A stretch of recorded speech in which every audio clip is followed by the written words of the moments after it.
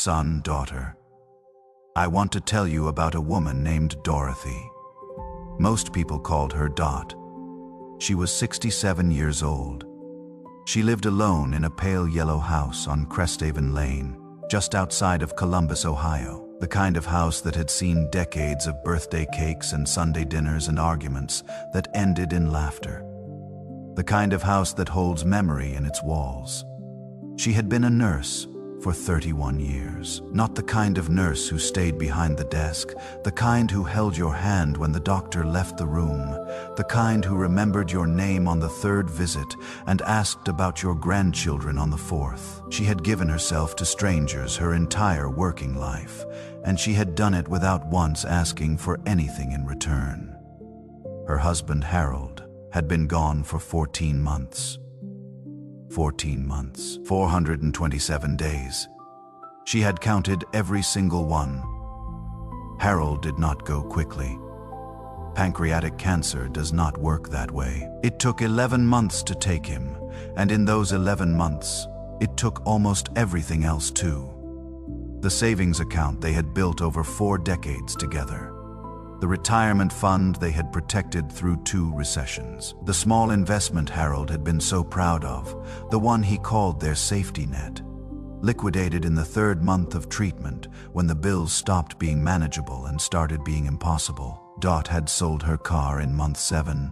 She started taking the bus. She had borrowed money from Claudette. Her daughter had offered without being asked, which made it worse somehow. Claudette lived in Atlanta now, married to a man named Ray Mills, busy with her own mortgage and her own life. She had wired the money in 2 separate transfers.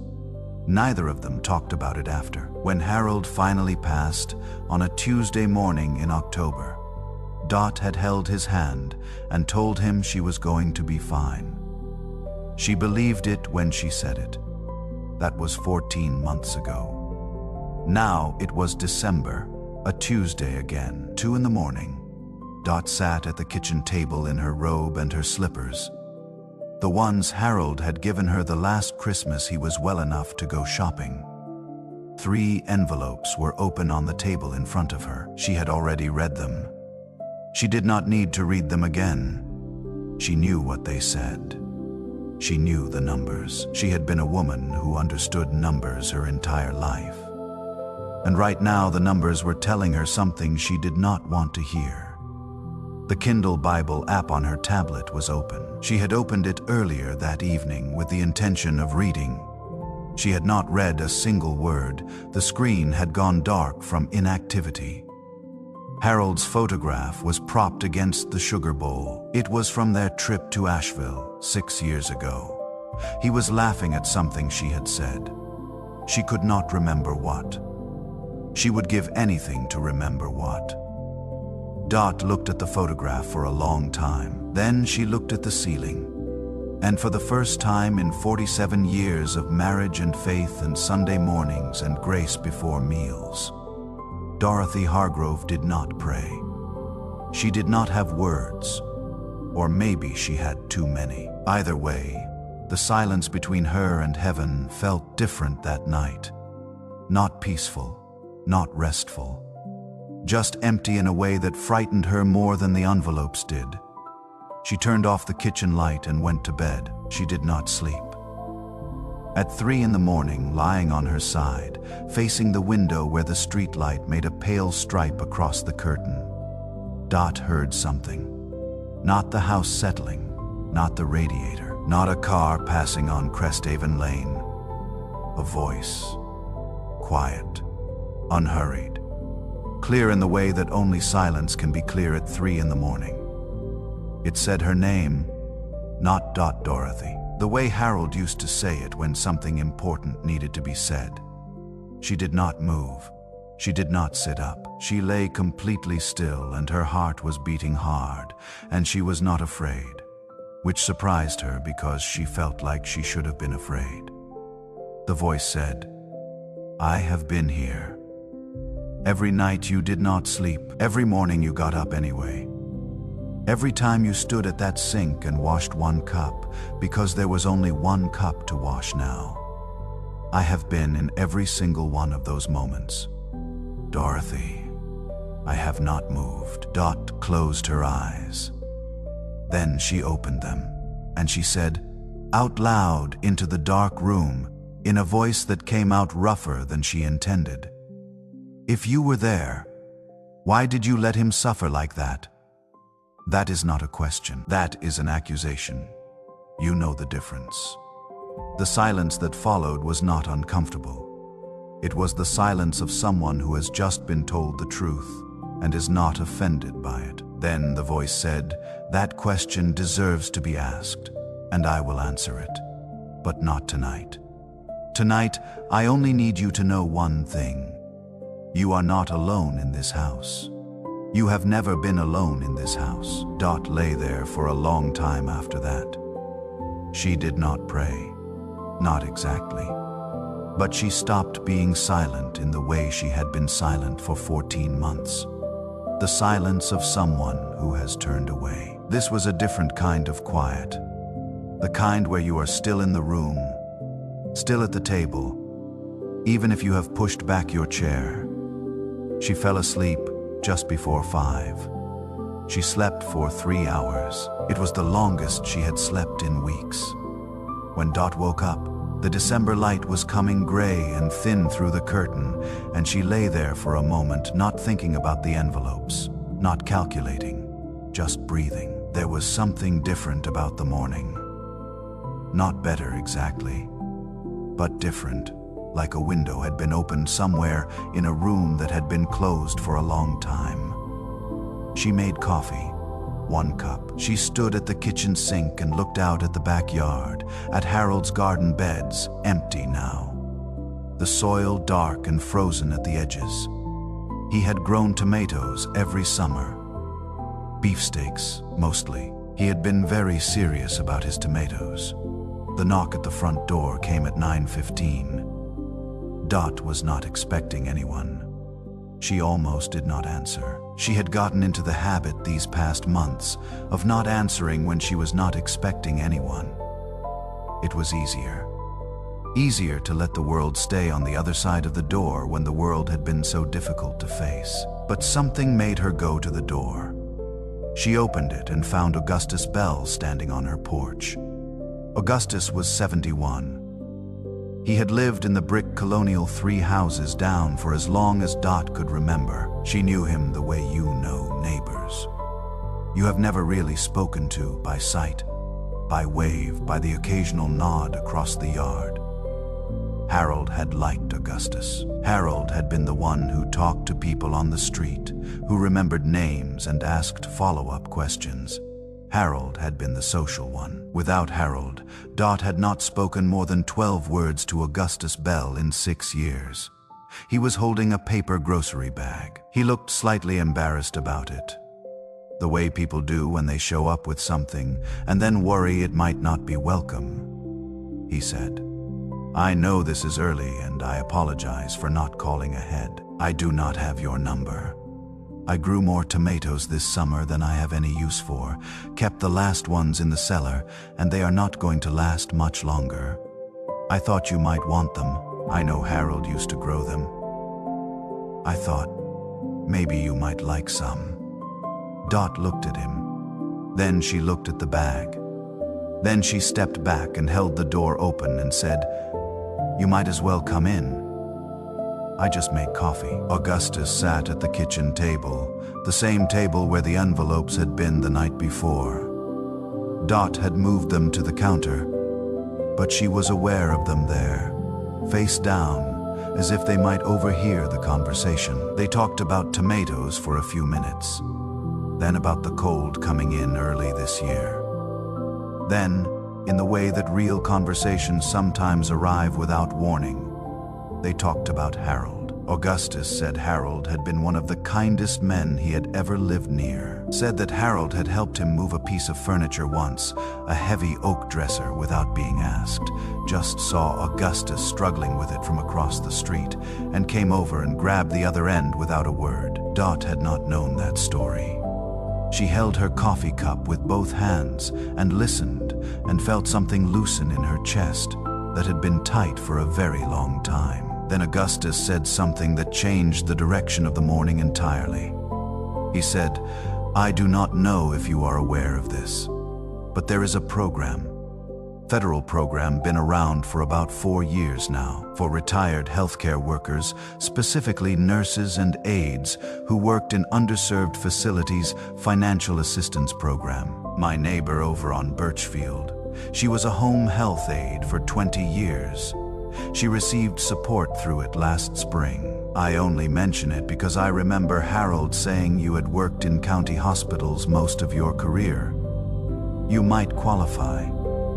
I genuinely do not know. But it might be worth a phone call." Dot set her coffee cup down. She said, "I have never heard of that." Augustus said, "Most people have not. That is the problem with these programs. They exist. People just do not know to look for them." He pulled a small piece of paper from his coat pocket, folded twice. He had written a phone number on it. He slid it across the table. He said, "The woman I mentioned, she said you have to act quickly when you apply. There are funding cycles. I do not know when the next deadline is, but if you are interested, sooner is better than later." Dot picked up the paper. She looked at the number. She thought about the envelopes on the counter. She thought about the voice at 3 in the morning, the one that had said, "I have been here." And she thought about how strange it was that Harold had helped this man move a dresser once across a street, and now this man was sitting at her kitchen table on a Tuesday morning in December with a phone number written on a folded piece of paper that might change the shape of the next 6 months of her life. Augustus finished his coffee and said he would not take up more of her morning. He put his coat back on. At the door, he paused and said, "I am sorry about Harold, Dorothy. He was a good man. The neighborhood was better with him in it," Dot said. "Thank you, Augustus." She closed the door. She stood in the hallway for a long moment, holding the piece of paper. Then she went to the kitchen counter. She picked up the 3 envelopes. She looked at them. She looked at the phone number. She looked at Harold's photograph, still propped against the sugar bowl. She thought about what she was going to do next, and somewhere in the quiet of that pale yellow house, in the space between one breath and the next, something that had been locked for a very long time began, slowly, almost imperceptibly, to open. Dot stood at the kitchen counter for a long time after Augustus left. The piece of paper was in her hand. The phone number was written in blue ink, neat and careful, the way older men write things down when they want to make sure you can read it. She looked at it the way you look at something you are not sure whether to trust. She had been a nurse for 31 years. She had filled out more paperwork than she could count. Insurance forms, patient intake forms, discharge summaries, incident reports. She understood systems. She understood bureaucracy. She was not afraid of a phone call. And yet, she set the paper on the counter next to the envelopes and went to get dressed. She told herself she would call after lunch. Then, after lunch, she told herself she would call tomorrow morning when her head was clearer.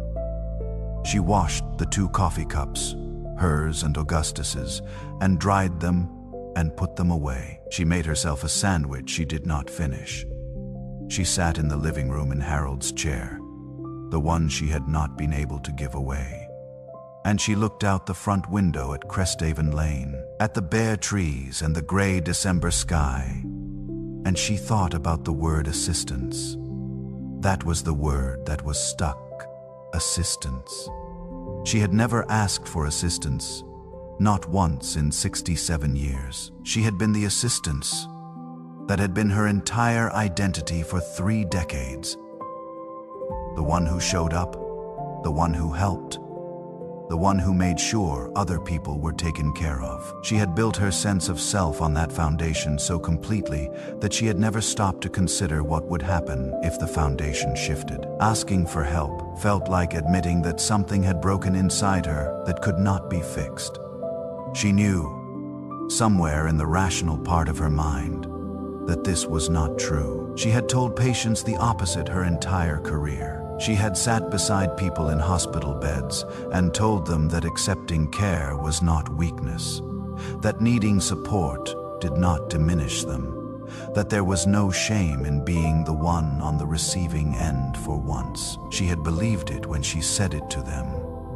Believing it about yourself is a different matter entirely. The afternoon light shifted and went gray, and Dot was still sitting in Harold's chair when the room got dark enough that she should have turned on a lamp. She did not turn on a lamp. She sat in the growing dark and thought about Harold, the way she often did in the late afternoon, which had always been the loneliest part of the day. Harold had been a man who came alive in the late afternoon. He would come in from the garden or from wherever he had been, and he would make noise, the good kind of noise, moving around the kitchen, turning on the radio, calling out to her from the other room just to say something, anything, because he liked the sound of a house with two people in it. The house was very quiet now. At some point, without planning to, Dot began to talk. Not to Harold. Not exactly. More to the room. More to the air. She said, "I spent 31 years helping people who could not help themselves. I gave everything I had to that work. Everything. And now I am sitting here in the dark because I cannot pick up a phone and ask for something I probably earned 100 times over, and I do not understand why that is so hard. I do not understand what is wrong with me." The voice, when it came, was not startling. It arrived the way it had at 3 in the morning, quietly, as if it had been waiting just outside the sentence she had just spoken. It said, "Nothing is wrong with you, Dorothy. You built your identity on giving. That is not a flaw. That is who you are. But you have confused giving with worth. You have told yourself, without realizing it, that you are only valuable when you are the one providing. And so receiving feels like losing yourself. It feels like becoming less. But I want you to hear this. Receiving is not the opposite of giving. It is the completion of it. You cannot pour from a cup that no one is allowed to fill." Dot sat very still. Then she said quietly, "I know that. I have known that my whole life." The voice said, "Knowing and believing are two different rooms. Dorothy, you have lived in the first one. It is time to walk into the second." She got up. She turned on the lamp. She went to the kitchen counter and she picked up the phone number Augustus had written down. She dialed before she could talk herself out of it again. The program was real. The woman who answered was efficient and kind in equal measure and asked Dot a series of questions that Dot answered with the clarity of someone who had once managed complex patient files and knew how to give accurate information quickly. Yes, she had worked in county hospitals. Yes, for more than 20 years of her career. Yes, she was retired. Yes, she was experiencing financial hardship. The woman on the phone said, "Based on what you have told me, you appear to qualify. I am going to send you the application by email. I need to let you know that the current funding cycle closes in 72 hours. Can you complete the application by then?" Dot said. Yes. She wrote down the email address. She said, "Thank you." She hung up. She stood in the kitchen and exhaled slowly, the way you exhale after you have been holding your breath without knowing it.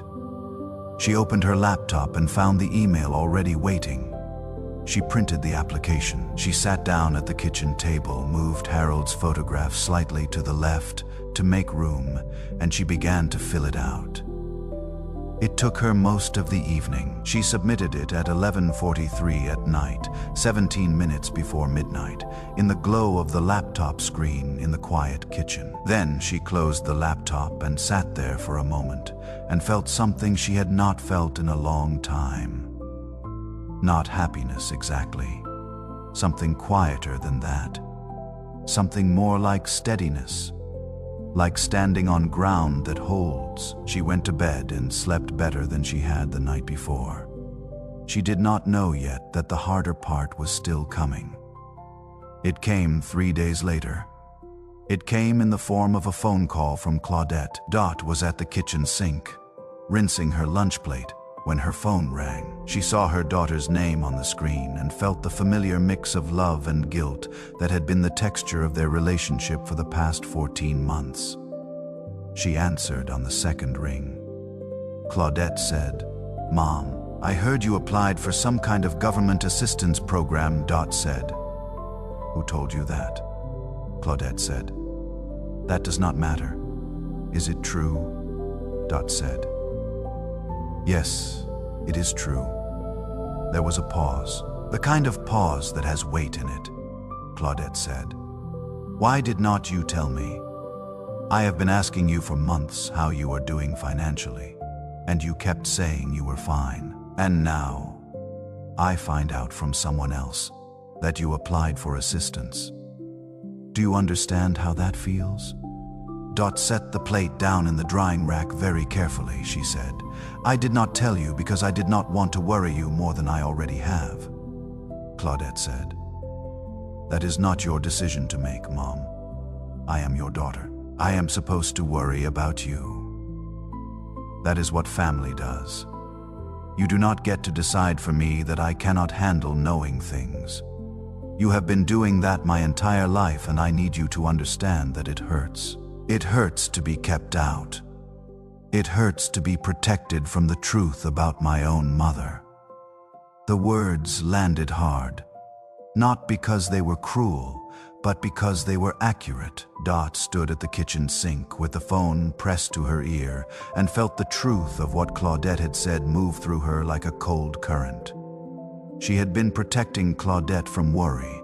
She believed that completely, but protection, she was now understanding, is not always received as love. Sometimes it is received as distance.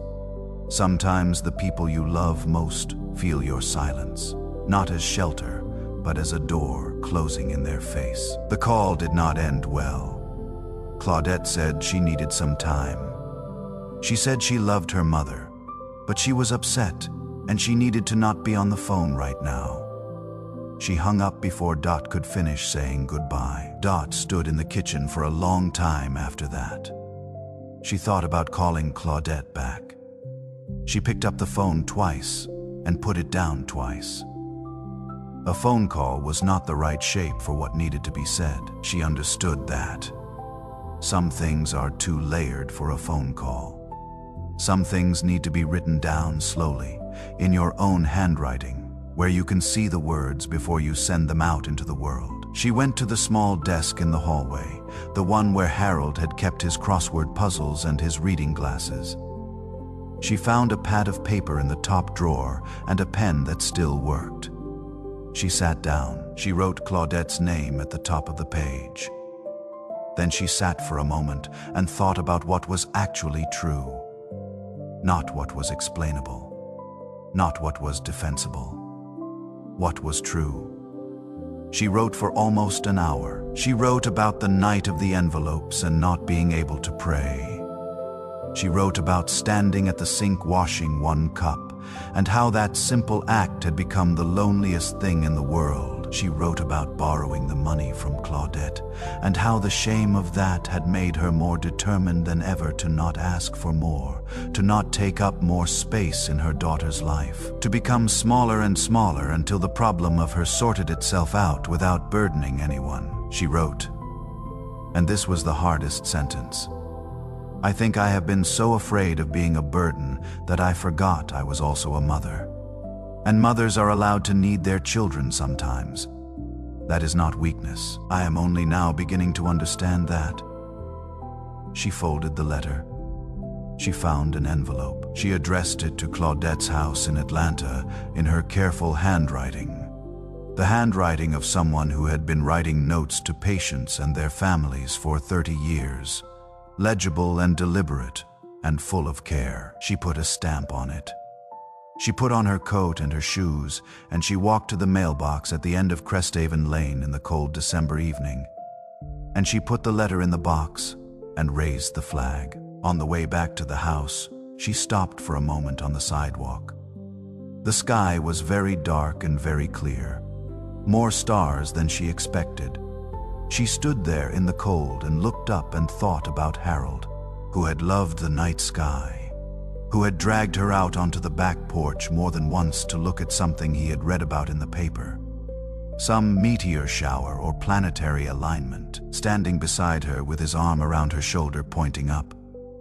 She thought about Augustus, who had known a phone number she needed and had shown up with tomatoes. She thought about Claudette, who was hurt and who was right to be hurt, and who loved her enough to be angry.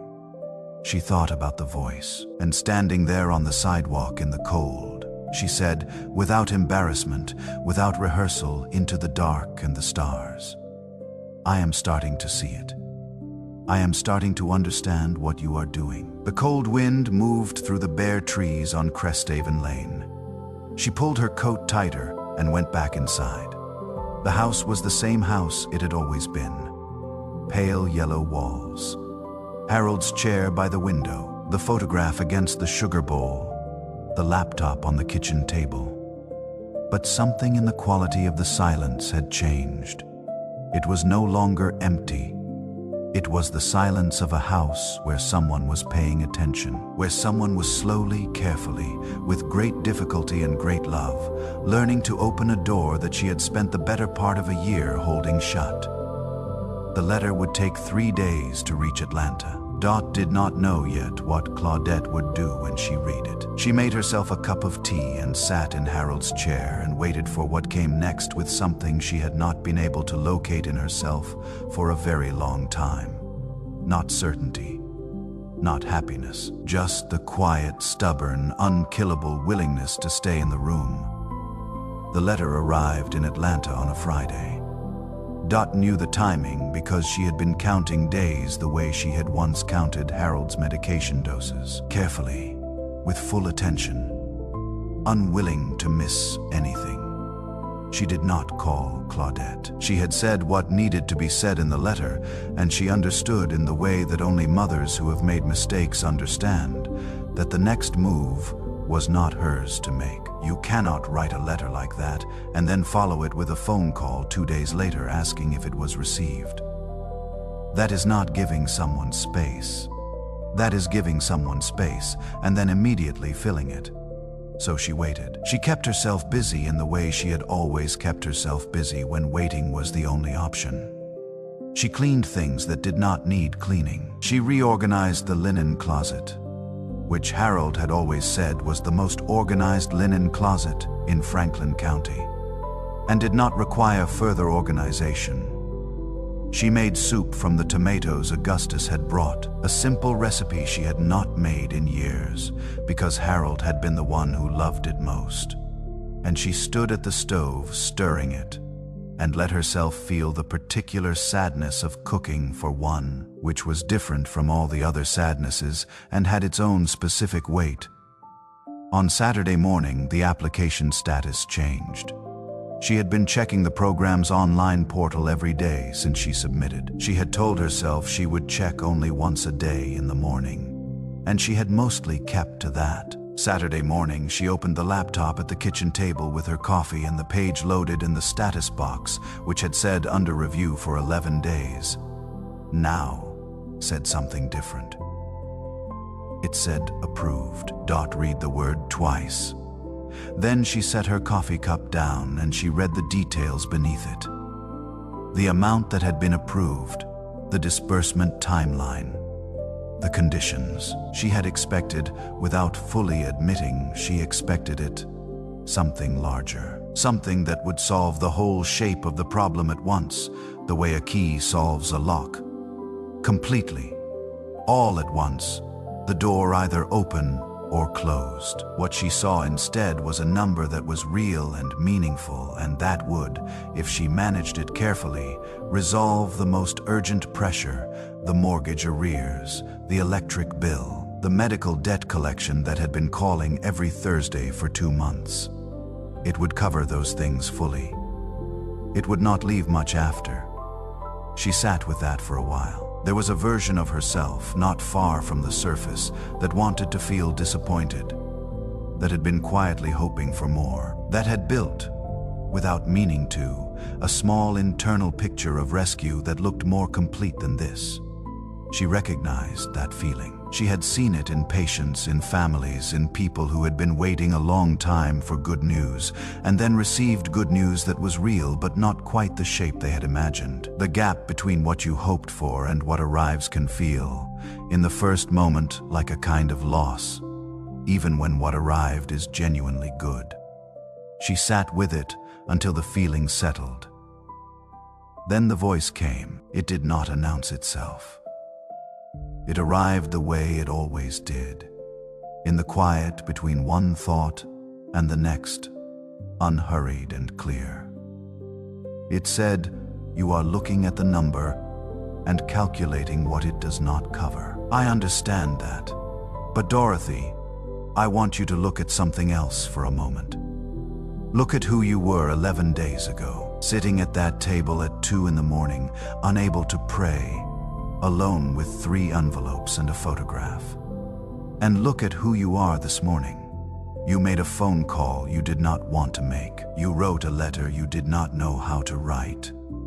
You mailed it, and you waited without controlling the outcome. Do you understand what that is? That is not a small thing. That is not a minor adjustment. That is a woman changing the fundamental way she moves through the world." Dot sat at the kitchen table and looked at Harold's photograph against the sugar bowl. She said, "I was hoping for more." The voice said, "I know, and I want you to hear this clearly. I am not finished. What arrived today is not the end of what I am doing. It is the beginning of it becoming visible. You have been asking me to open doors. Dorothy, I have been opening you. That comes first. That always comes first." She did not respond for a moment.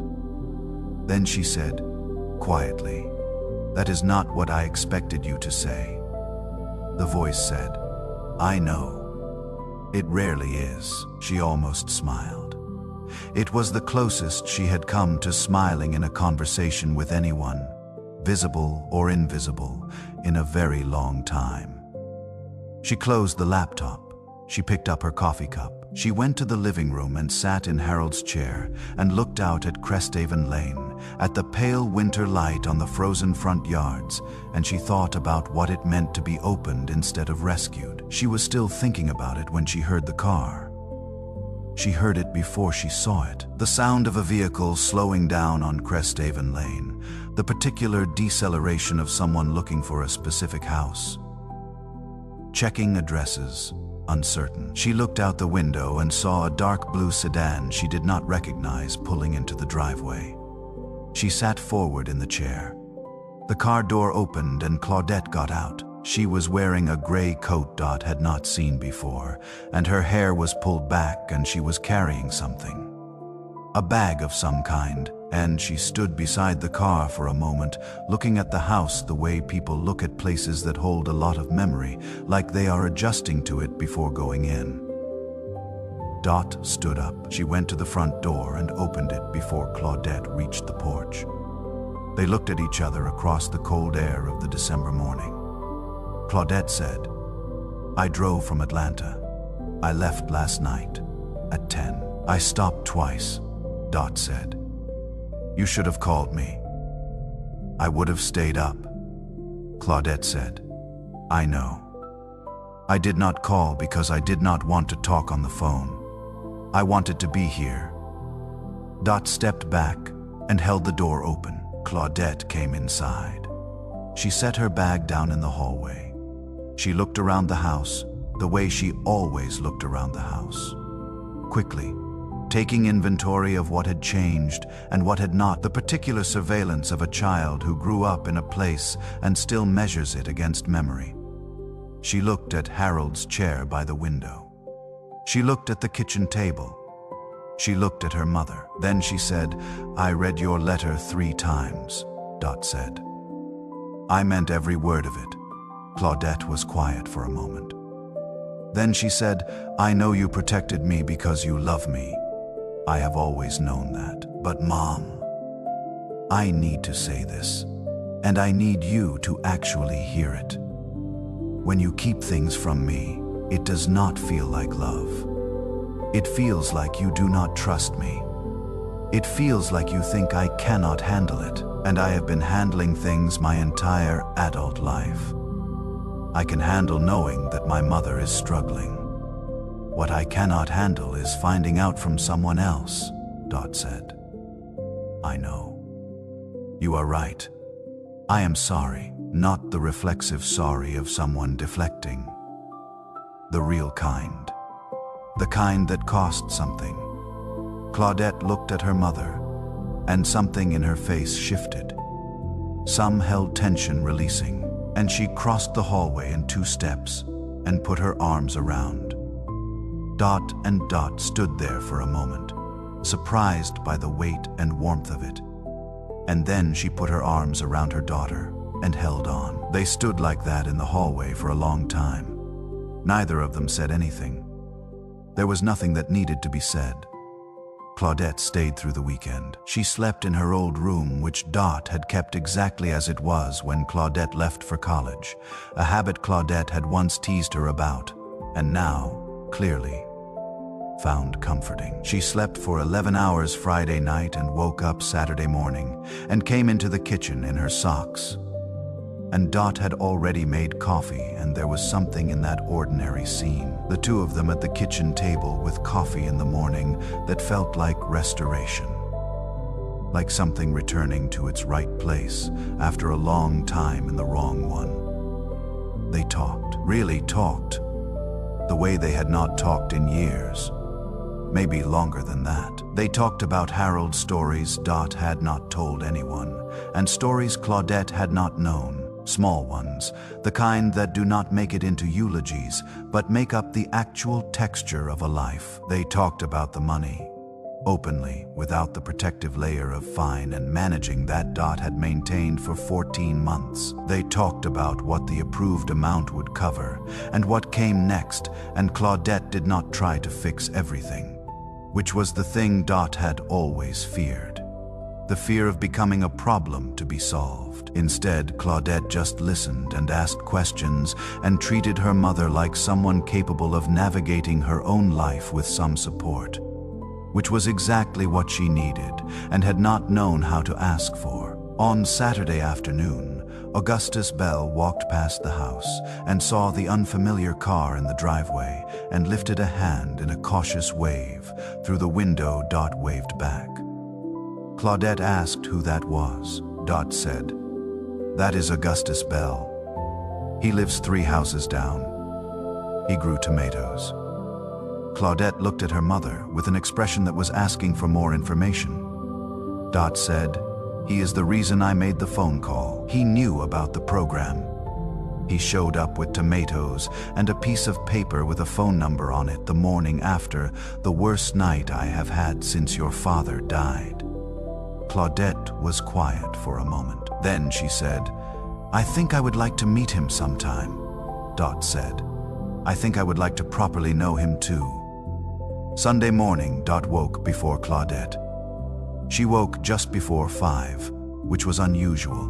She lay in bed for a moment, and then she got up and put on her robe and went to the kitchen and made coffee and sat at the table alone in the dark quiet of the house, the way she had sat 14 days ago when everything had felt impossibly heavy. It did not feel that way now. Not because everything was resolved. The numbers were better but not comfortable. The loneliness was eased but not ended.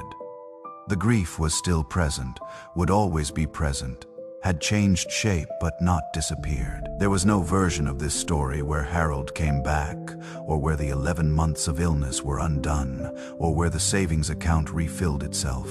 But something had shifted, something fundamental. She sat at the table and she knew what it was.